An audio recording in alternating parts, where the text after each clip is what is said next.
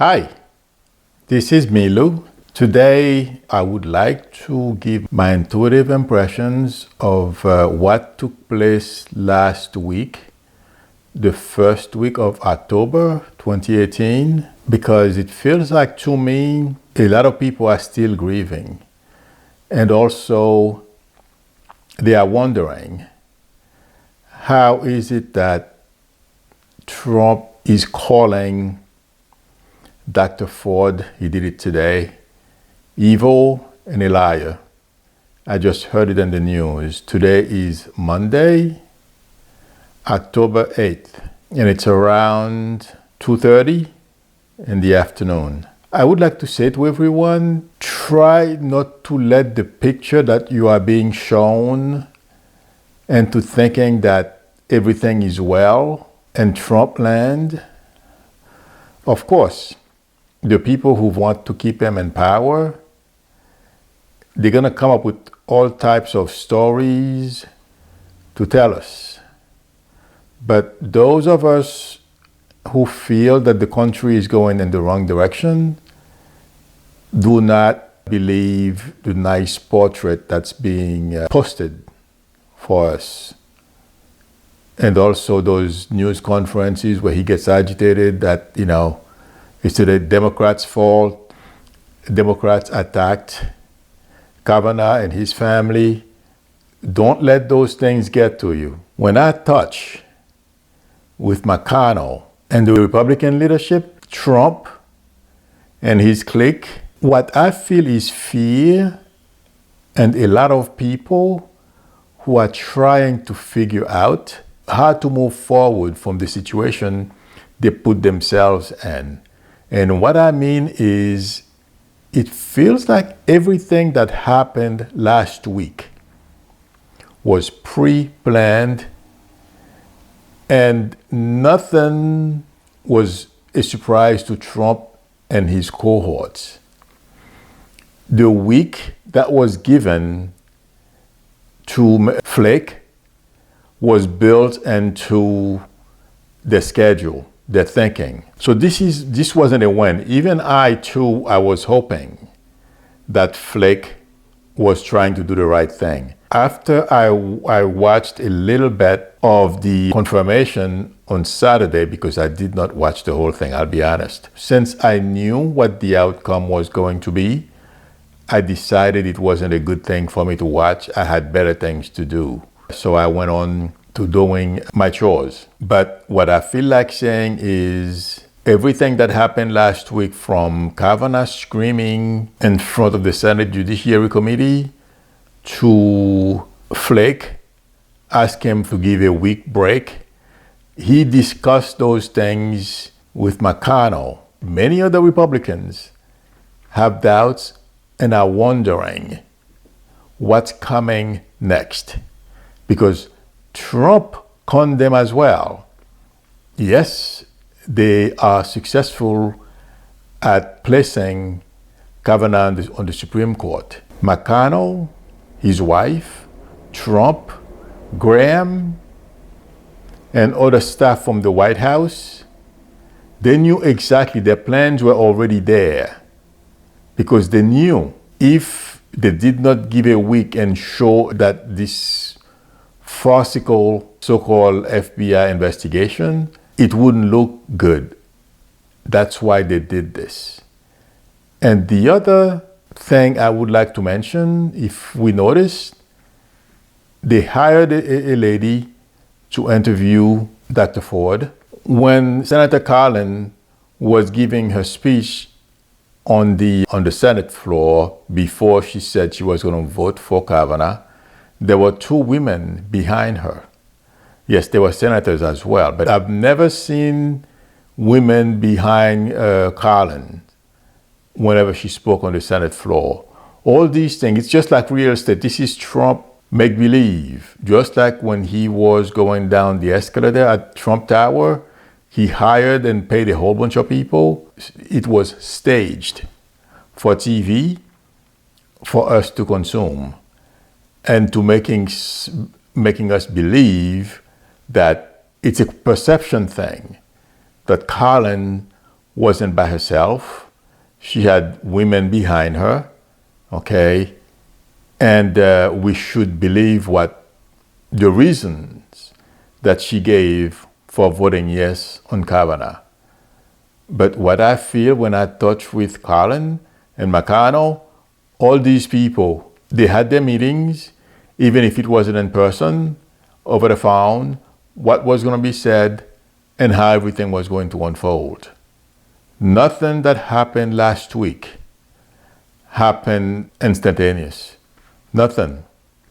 So what I feel like saying is we got conned as well. It's okay, because when I touch with Republican leaders, including McConnell, I feel they are wondering where to go from here, because they know the country does not believe them.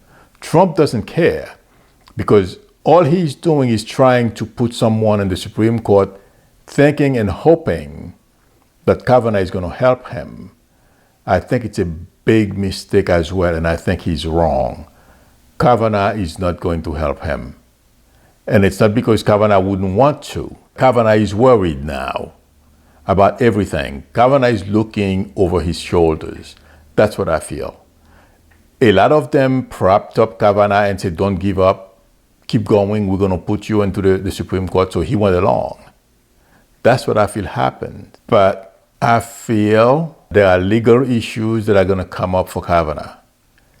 I would be surprised if he stays long and on the Supreme Court, because besides the vision I had of him wearing the robe and being seated in the Supreme Court, I had two other visions. I had one of him walking away. It's like he gave up. He didn't want any part of this anymore.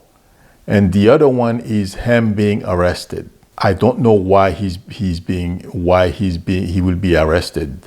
I don't know if it's a metaphor for something else that's going to happen, but I feel there are going to be some legal issues for Kavanaugh. The other thing I feel like mentioning is if Trump thinks Kavanaugh is going to be loyal to him, he's greatly mistaken. Because right now, he's on the Supreme Court. He owes Trump nothing. And the other justices, they know he came in with a big interrogation point over his head. I feel he's going to behave differently. And for some reason, I agree with everyone for not trusting him, and I don't like him myself because I believe Dr. Ford. I don't know why, but I'm not worried. I hope those who are watching don't sit around and mope about this, because we all want to be able to watch when Trump is being walked out of the White House for fraud. So try to do things so that you don't concentrate and get yourself sick over what's going on. The other person I would like to mention is Colin. I read something last night that Senator Collins' husband represents Russia, or he does some kind of legal work for the Russian government. So that's another Russian connection there. Flake is gone, but the reason why Flake didn't have the guts to do what he felt was right was because he's going to be working in Washington. He did not want people to abandon him. He still wants to make a living. I feel again there is going to be a major change in the Senate. Unfortunately, I don't feel yet it's going to be this year. In McConnell, things are not going to go as smoothly as a lot of us think. If we notice, Sunday, he was on CBS. I did not watch it, but I saw a snippet of the interview he had where he tried to lie. If he was being honest with the way things went last week, he would not try to lie about it. So, and for Trump, every time I look at him, I don't see a happy guy. Regardless of his demagogic attitude, he's terrified. That's why he's trying to get all those Republicans around him, and he's doing everything he can to execute their plans so that they don't, not only the Republicans in the Senate and in the House don't turn against him, but also his followers. But the way I feel, none of this is going to matter.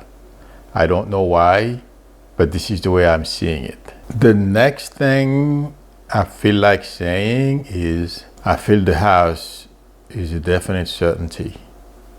It's going to flip. And that's when I feel Trump is going to realize how he messed up, because reality is going to set in. And that's when every member of his administration is going to be called in front of Congress. I don't know if they will impeach him, but life is not going to be easy. And all the fraudulent acts he ever committed are going to come up. It's not going to be pretty. What's coming for Trump, his family, and those who committed crime in his administration or defrauded the public. Thank you very much for subscribing, and thank you for watching my videos. Please subscribe if you have not done so. Please click on the bell in order for you to be notified when I am online. If you would like a reading from me, please feel free to send me an email. I do live stream every Monday and Friday from 8 o'clock Eastern Time till 9 o'clock. Again, thank you. Don't get discouraged. Don't lose hope. We're going to be fine. Till next time.